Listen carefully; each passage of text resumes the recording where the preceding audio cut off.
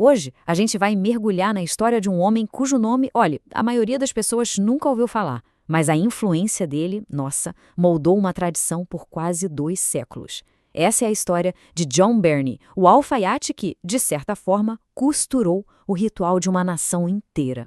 É uma afirmação e tanto, não é mesmo? A maior contribuição já feita por um único indivíduo. Essas são palavras de John Spargo, que foi o grande historiador da Grande Loja de Vermont. É uma declaração, assim, muito ousada, especialmente sobre um homem que a maioria de nós nem sabia que existia. Então, quem era esse tal de John Barney? E o que ele fez para merecer um elogio tão extraordinário? Então vamos lá. A história do Barney não começa, sabe, com pompa, com grandeza. Pelo contrário, começa de um jeito super humilde, o que torna tudo que ele conquistou ainda mais impressionante. E aqui que a coisa fica interessante. Olha só esse contraste. De um lado, a gente tem um homem, um simples alfaiate, manco desde criança, que vivia no que foi chamado de pobreza honrada. Do outro lado, o legado, uma influência que se espalhou por 8 estados, a padronização de um ritual nacional e um trabalho que ficou lá intacto por 178 anos. Como é que essa distância entre o homem e o legado foi preenchida? A resposta, ao que tudo indica, está numa única palavra: zelo.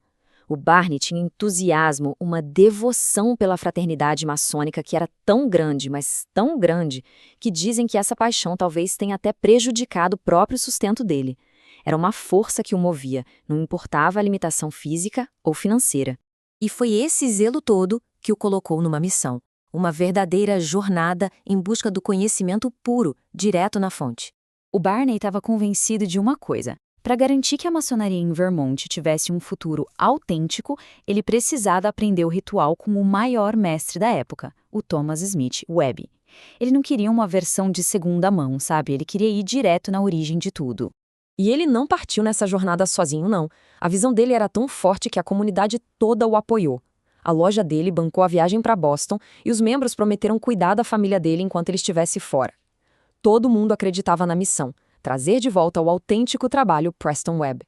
Mas como em toda boa história de jornada do herói, o caminho não foi nada fácil. Quando ele chegou em Boston, o Barney deu de cara com um obstáculo que podia ter acabado com a missão dele ali mesmo.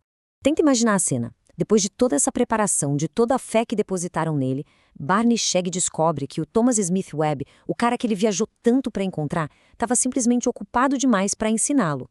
E agora? O que fazer? Voltar para casa de mãos abanando? É aqui que a persistência do Barney faz toda a diferença. Ele não aceitou um não como resposta. Ele bateu o pé e insistiu que tinha ido lá pelo trabalho do Webb e nenhum outro. Webb, impressionado com a atitude, propôs um acordo. O melhor aluno dele ensinaria a maior parte, o próprio Webb ensinaria o restante e depois o examinaria pessoalmente para dar um certificado assinado. E esse era o pulo do gato. O Barney voltou para Vermont, não só com o conhecimento na cabeça, mas com a prova na mão, um certificado assinado pelo próprio mestre. Essa prova de autoridade ia ser fundamental para tudo que estava por vir. Agora, vamos ver como esse certificado transformou a jornada de um homem num padrão para um estado inteiro. De volta a Vermont, ele encontrou resistência. Algumas lojas já usavam seus próprios rituais e não queriam mudar. Mas o Barney tinha um trunfo, né? Ele apresentou o certificado do Webb, demonstrou o que sabia e, com isso, não só venceu a oposição, como convenceu a grande loja de Vermont a adotar oficialmente o trabalho Preston Webb como padrão. E qual foi o resultado dessa vitória? Bom, dá uma olhada nesse número: 178. É isso mesmo. Por 178 anos, o ritual que o John Barney levou para Vermont permaneceu inalterado. Um legado de estabilidade, de consistência, que nasceu da pura determinação de um único homem. Mas a história do Barney não acaba nas fronteiras de Vermont, não. O sucesso dele o transformou naquilo que ele sempre quis ser: um professor itinerante, espalhando seu conhecimento por uma nação que estava crescendo. Essa linha do tempo aqui mostra a dimensão da jornada dele. Por quase 3 décadas, o Barney viajou sem parar, ensinando em Nova York, Connecticut, Ohio, Michigan, Illinois. Ele se tornou a autoridade viva no ritual de Webb por todo o país. No total, a influência direta dele chegou a 8 estados. Pensa na escala desse impacto numa época em que viajar era difícil e a comunicação era lenta. Ele estava literalmente tecendo uma rede ritualística comum por boa parte do país. E o trabalho dele ia além de só ensinar. Em Michigan, por exemplo, ele encontrou a fraternidade maçônica praticamente morta, inativa há 11 anos.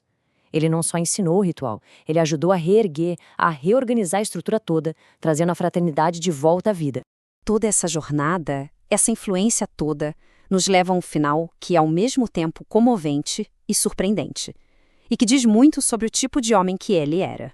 Em 22 de junho de 1847, aos 67 anos, exausto das suas viagens, John Barney morreu, sozinho num quarto de hotel em Peoria, Illinois. A morte dele passou completamente despercebida pela imprensa. O homem que influenciou milhares e moldou a tradição em 8 estados partiu do mundo em silêncio.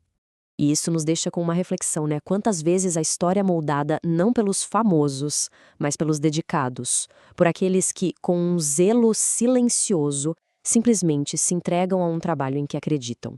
A vida de John Barney é um testemunho poderoso de que, sim, a dedicação de uma única pessoa pode fazer toda a diferença.